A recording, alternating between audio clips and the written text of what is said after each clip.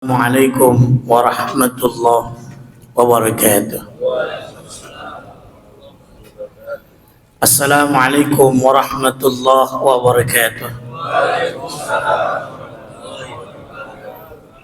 Alhamdulillah wassalatu wassalamu ala rasulillah, amma ba'd. Hadirin jamaah salat zuhur di Masjid Baitul Adli yang ada di lingkungan Kejaksaan Agung RI yang rahmatullah Allah Subhanahu wa taala.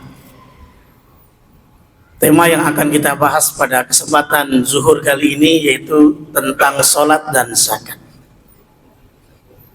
Di dalam Al-Qur'anul Karim surah Al-Baqarah ayat 43 Allah sandingkan perintah salat dengan perintah zakat. Sampai kata Yusuf Al-Qaradawi sampai 27 kali disandingkan, diantaranya waqimus shalah wa atuz zakat, dirikan salat dan tunaikan zakat. Demikian halnya dalam hadis Nabi sallallahu alaihi wasallam, umirtu an uqatilan nas, sampai ada redaksi tuqimunas shalah wa tu'tunaz zakah, yang ternyata disandingkan juga sholat dengan zakat dalam berbagai hadis. Sholat memiliki makna secara bahasa ad-du'a. Doa itu memiliki makna dalam kajian usul fiqh, talabus syai' minal adna ilal a'la, yaitu menuntut, meminta sesuatu dari hamba Allah kepada sang Khalik. Itu yang namanya adalah doa. Berbeda dengan amar. Amar itu minal a'la ilal adna, itu adalah perintah. Maka redaksi dalam Al-Quranul Karim juga menggunakan redaksi fi'il amr, yaitu menandakan wajib waqimus shalah wa atuz zakah, dirikan salat dan tunaikan zakat. Dalam kajian usul fiqh dimaknai al-aslu fil amri lil wujub. Pada dasarnya dalam perintah itu menandakan adanya wajib. Karena perintahnya adalah dirikan sholat, maka sholat itu menjadi wajib bagi umat Islam. Dalam hadis yang diriwayatkan oleh Imam Bukhari, Nabi menyatakan dalam sabdanya, fa faradallahu ala ummati khamsina sholatan. Awalnya umat Islam ini diperintahkan oleh Allah sholatnya 50 waktu. Waqala, kemudian Nabi menyatakan dalam sabdanya, faraja'athu, kemudian saya minta dispensasi kepada Allah Subhanahu wa taala, yang sampai akhirnya sholat sehari semalam adalah 5 waktu. Saya mau tanya, kira-kira jamaah sholat 50 waktu kuat nggak nih? Ada yang nyeletuk, jangankan 50 waktu, 5 waktu aja ibu-ibu pakai qasidah. Subuh kesiangan gitu ya, zuhur kerepotan, asar di perjalanan, maghrib kecapean, isya ketiduran. Ini sholatnya kapan? Kita alhamdulillah ini bisa sholat di belakang imam. Yang repot di depan imam, apa kira-kira? Inna lillahi wa inna ilaihi rajiun. Kalau kita sholat di belakang imam menandakan kita masih hidup. Makanya kata Nabi sallallahu alaihi wasallam, pergunakan waktu 5 sebelum datang 5. Di antaranya apa? Iktanim khamsan qabla khamsin hayataka qabla mautika. Hidupmu sebelum matimu. Kalau masih hidup, masih kerja, jadi ASN, ada yang P3K ya, P3K, ada yang lain-lainnya, mumpung masih sehat. Maka kalau orang sholat pasti happiness, bahagia. Makanya di dalam berbagai kitab, contohnya Ibnul Qayyim Al-Jauziyah dalam kitabnya Madarijus Salikin menjelaskan, kalau orang sholat maka jiwanya memperoleh ketenangan, jiwanya tentram, hatinya memperoleh tadi ketentraman, jiwanya tenang, Oleh karena disebutkan inna fis salati sirron aziman. Sungguhnya di dalam ibadah salat itu banyak rahasianya. Sirron aziman, rahasia yang besar. Yaj'alul qalba muta'alliqan billahi. Ternyata Allah menjadikan orang yang salat, qalba, hatinya itu muta'alliqan billah.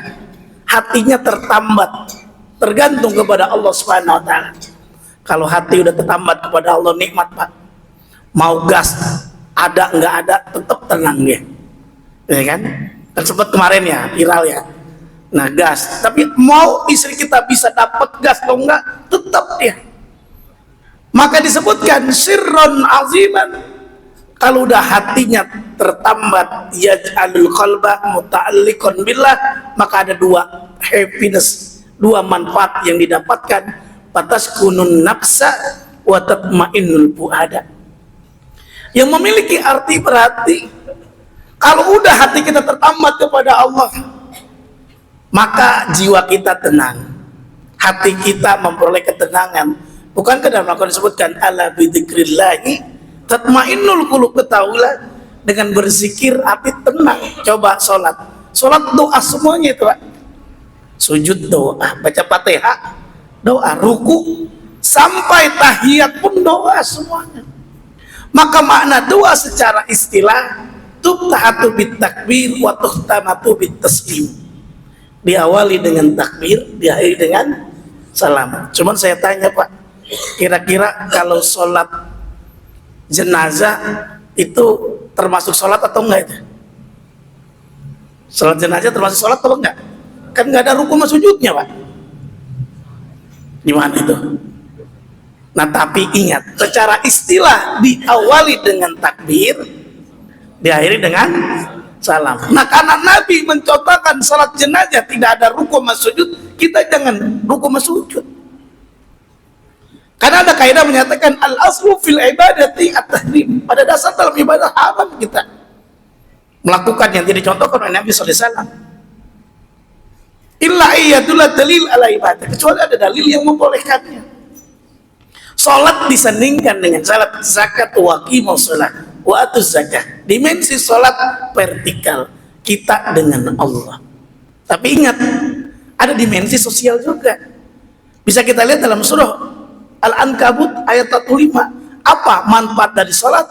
Inna sholata tanha anil fahsya'i wal munkar. Sungguh salat itu mencegah perbuatan keji. Kalau perbuatan keji siapa ini? Perbuatan mungkar siapa? Ya ini bapak-bapak yang ada di Kejagung ini. Kalau kita sholatnya benar bisa itu. Tapi kalau sholatnya belum benar, maka disebutkan dalam surah Al-Ma'un. Bayangin orang yang sholat aja celaka, masuk neraka wail. Fawailul lil musallin. Celakalah orang yang sholat. Apa sebabnya? Alladzina hum an sholatihim sahun. Yang sholatnya ditunda-tunda, dientar-entar. Ada jamaah yang salah dengar apa kata Ustaz. Jamaah jangan lupa, kalau bisa kita upayakan sholat awal waktu Pak Ustaz. Alhamdulillah saya udah sholat awal waktu, sholat zuhur di awal asar, itu repot. Ini namanya ngeyel.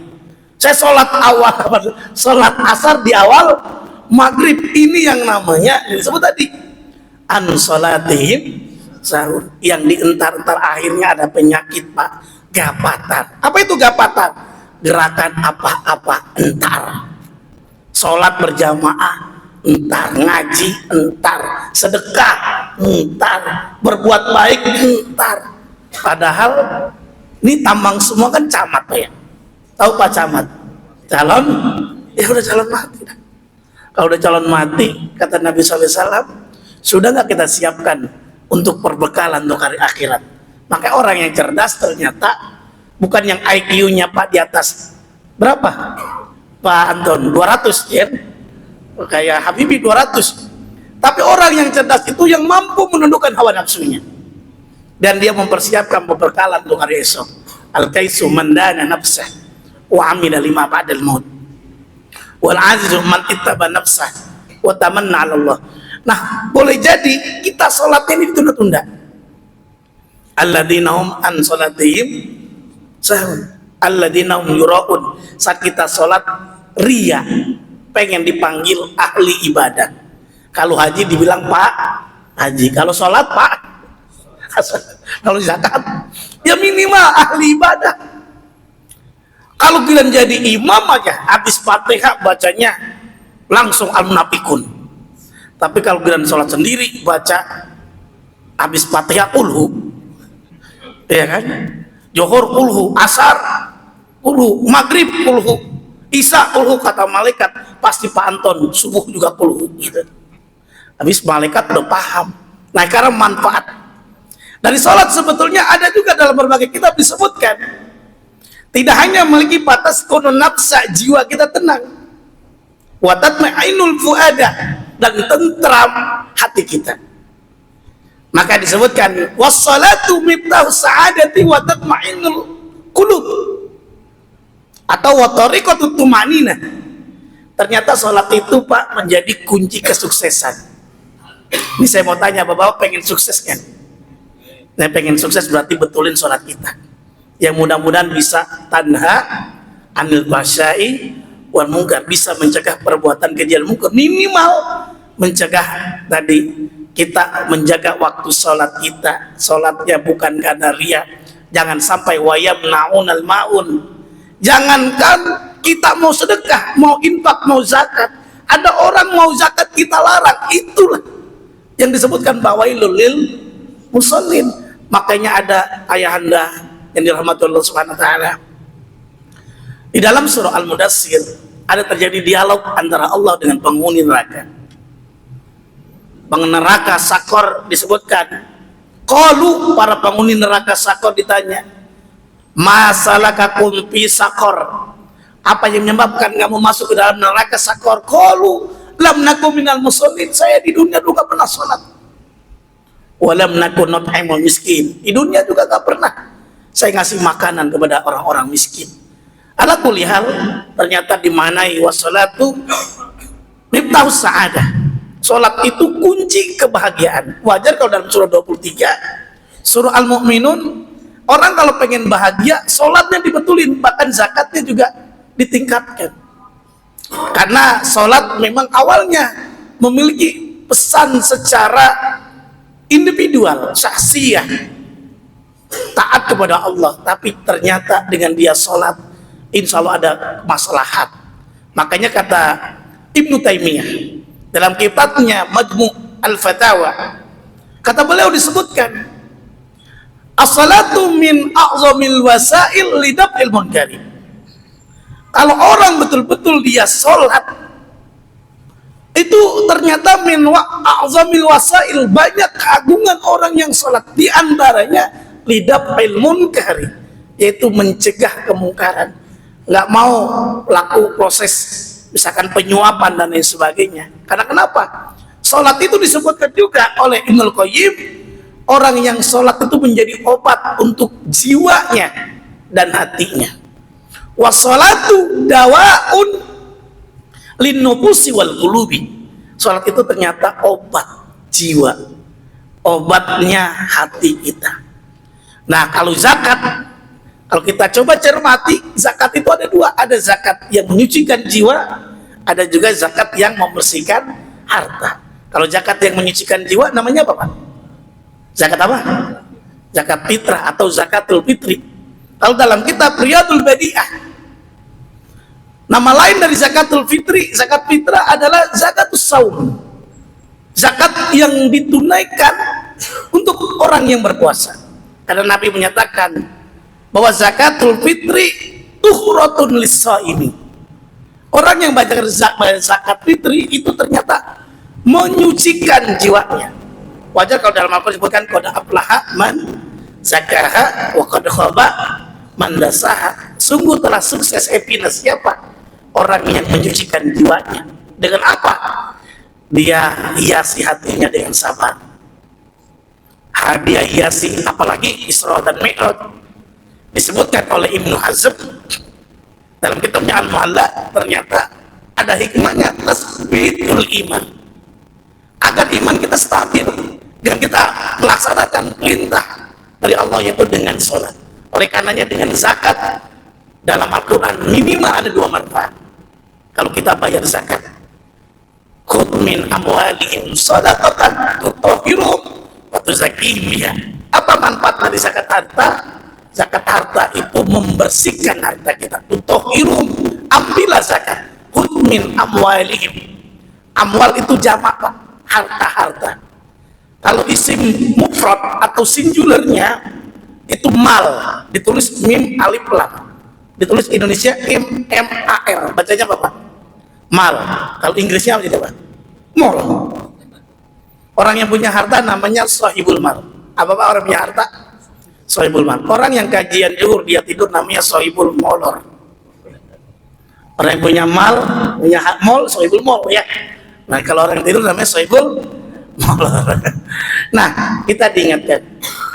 Zakatun nafs itu namanya zakat fitri.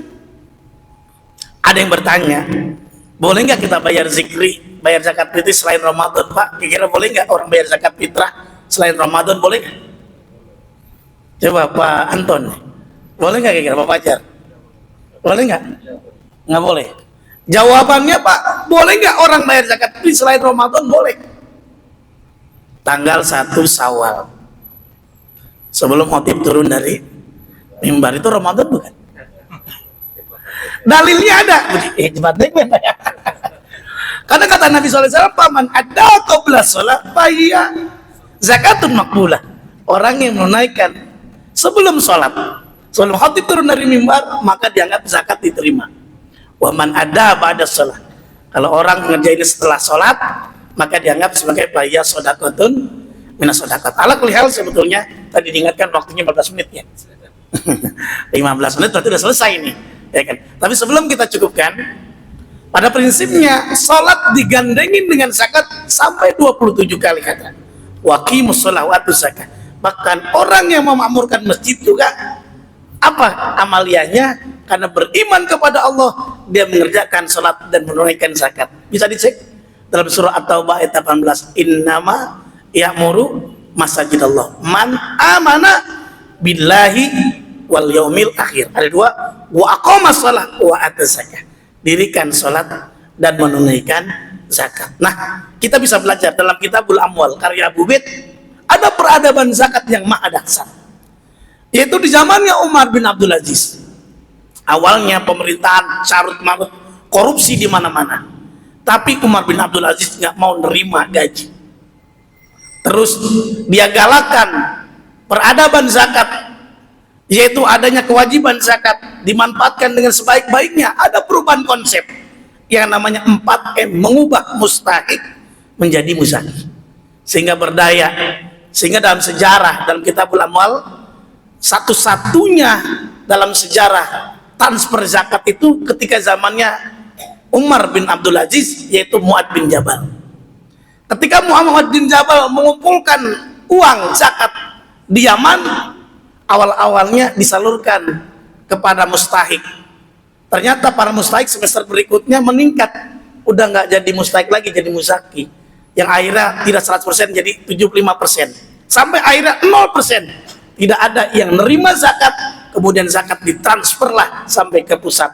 Inilah hukum transfer zakat. Jadi pada prinsipnya, ayahanda yang dirahmati Allah SWT, sebelum kita pulang kampung bayar zakat di tempat kita kerja, di tempat kita tinggal di mana dulu. Karena Nabi menyatakan, maka disebutkan hukmin agniyaihim faturaddu fi fuqaraihim, ambil zakat di antara orang kaya di antara mereka. Kalau kita kerjanya di Jakarta, maka bayar zakatnya di Jakarta. Jangan kita kerjanya di Jakarta, bayar zakatnya ke Papua. Kecuali di rumah kita tidak ada. Faturaddu fi fuqaraihim. Barangkali ini mukadimah saja ya. Nanti lain waktu kita sambung saja bagaimana hukum zakat profesi, hitung-hitungnya ya. Kemudian ada keberkahan apa saja kalau kita berzakat, karena waktunya sudah jam berapa? Jam 2 kurang ya. Jam 1. Semoga ada manfaatnya bagi kita semuanya. Mari kita tutup dengan doa penutup majlis. Subhanakallahumma wa bihamdika asyhadu an la ilaha illa anta astaghfiruka wa atubu ilaik. Wassalamualaikum warahmatullahi wabarakatuh.